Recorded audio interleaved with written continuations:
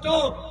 আপনারা যারা বিপদে পড়েন, আপনাদের সাথে যদি জুলুম করা হয়, ডিসির কাছে যাবেন, এসপির কাছে যাবেন, ইউনোর কাছে যাবেন, ওসির কাছে যাবেন।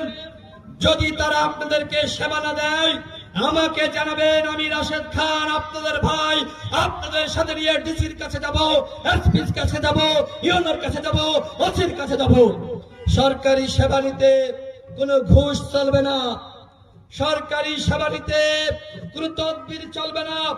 গণ অভ্যুত্থানের আগে ডিসি এসপিরা যে আচরণ করেছে, গণ অভ্যুত্থানের পরে এই আচরণ জনগণের সাথে চলবে না।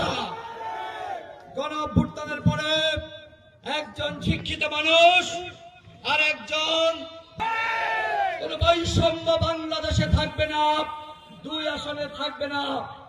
অনেকে নেতাগিরি দেখায়, তাই না?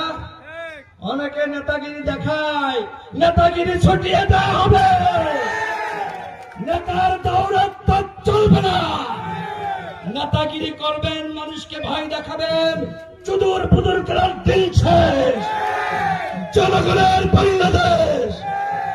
আমার সমাবেশ পণ্ড করতে আসলে প্রতিহত করবে।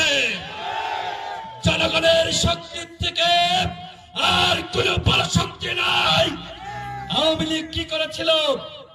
জোর করে ক্ষমতায় থাকতে চেয়েছিল, মানুষকে ভয় দেখাতো, ভয় দেখিয়ে মিছিল মিটিং আনতো। কি হয়েছে? আওয়ামী লীগের পতন দেখেন নাই? সুতরাং এখন যদি কেউ মনে করেন আওয়ামী লীগ হবেন, বাংলাদেশের জনগণ আপনাকে আর আওয়ামী লীগ হতে দিবে না। বাংলাদেশের মানুষকে ভয় দেখান। এই সমাবেশে এসেছেন, বাড়ি ফিরবেন। বাড়ি যাওয়ার পরে যদি কেউ বাড়িতে গিয়ে হুমকি দেয়, ভয় দেখায়, আমাকে বলবেন। আপনার বাড়িতে আপনাদের ভাই রাশেদ খান গিয়ে হাজির হবে ইনশাআল্লাহ। কত বড় মাস্তানি করবা দেখি, তোমার মাস্তানি ছুটিয়ে দেওয়া হবে। ধান্দাবি, চান্দাগিরি, মাস্তানি এই ঝিনাইদহ জেলাতে অন্তত চলবে না ইনশাআল্লাহ।